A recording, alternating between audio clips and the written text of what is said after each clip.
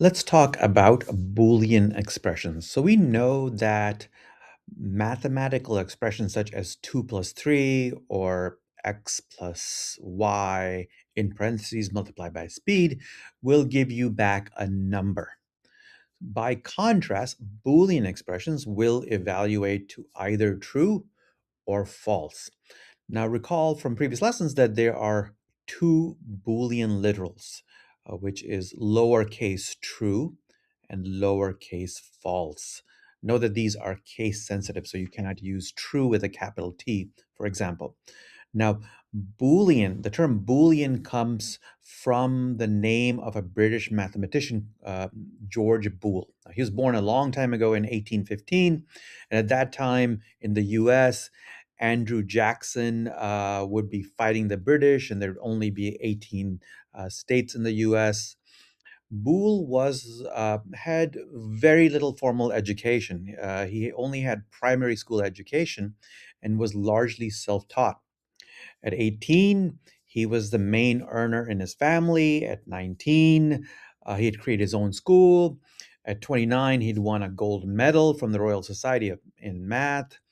And by 34, he was a professor at University College Cork.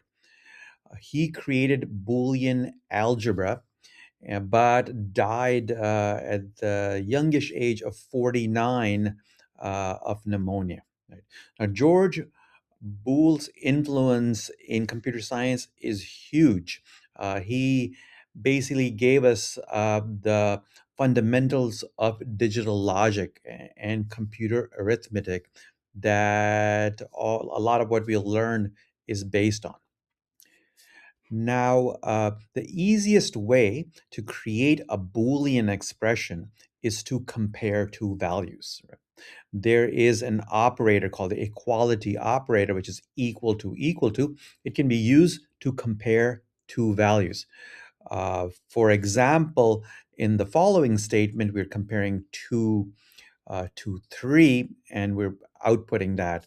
And that obviously would not be true. It'll be false, right? So let's actually try some code. And the tricky part here is that the equality operator equal to looks very much like the assignment operator that we have learned recently. So we have to be careful not to confuse them. And let's actually try an example to show you the difference. So here we have a piece of code, and what I'll actually do is I'll copy this into an IDE, and then we'll kind of dissect it from there. So here's a blank main method, and I will copy that little fragment in here. So what we're doing here is we're creating a variable called CNT, which we're setting to 5. Then we're outputting CNT equal to 5. And then we're also outputting CNT equal to 4, right? Now, these are two very different things. So when we run it, what we see is the output is 1 and 4. So why are we not seeing a true here?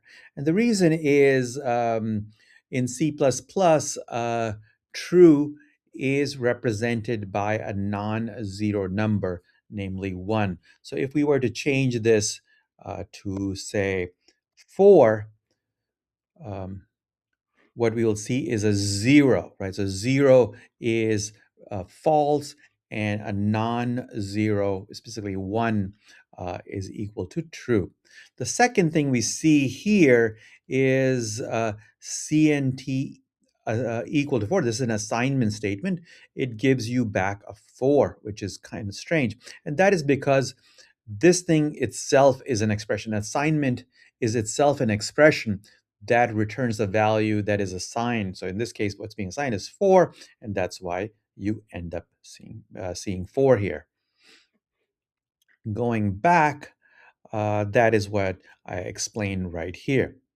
So now equal to or the equality operator is not the only one. It is one of several relational operators available to us in C++ that return a Boolean value. So we certainly have equals, which is equal to. We have not equal to, which is represented as exclamation equal to. less than, greater than, nothing surprising there. Then you also have less than or equal to, and greater than or equal to. Note that the less than or greater than symbol comes first, so there's no such thing as equal to less than or equal to or equal to greater than or equal to less than operators. Besides the relational operators, we have certain logical operators, and there are basically three that we will talk about, and those are and, or, and not. So an and allow us to combine two Boolean values, and it's true only if both sides are true. So if both sides are true, then the expression will be true. Or, which is represented like this, is if either value is true. Not is basically negates what you have. So if the value values to true, it'll become false. If it values to false, it'll become true, right? Now it's easiest to see this these operators in the form of a truth table, which is basically we have various values of x and y, and then we can see the result. X and y would only be true if both x and y are true. Otherwise, it's all false. X or y is true if either are true, uh, but it's only false if both are false.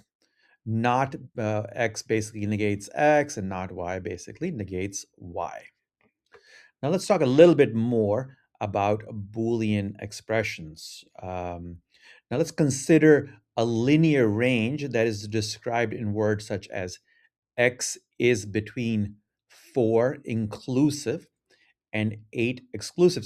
So in visual representation, you will see it represents this set of numbers where 4 is included and goes all the way up to 8, but 8 is not included. And as in a Boolean expression, it would be represented like this, where you have x less than or equal to 4. Oh, sorry, x greater than or equal to 4, and x is less than 8. Right? So now, how would you represent the following? Okay, n is divisible by 2 or 3. Now let's figure this out. Now we will use the modulo operation in C++ to figure out whether something is divisible by something else. So for example, if we have this expression 27 mod 4, this will give us 3 because if you divide these, the remainder is 3, right? Um, so if you have the expression mod something equal to 4, equal to 0, that means that there is no remainder left. That means it must be divisible by that number. So this expression n mod 2 equal to 0 means that n must be divisible by 2. Right. So finally, if you have the expression n mod 2 equal to 0 or n mod 3 equal to 0, then this will now represent what we're looking for. N is divisible by 2 or 3. Also note that if you have the negates operator, the not operator, in a Boolean expression as such, not x greater than y, it is the same thing as x less than or equal to y. Now, as a final exercise, let's see how we can represent the following, which is n is 5, 6, or 7.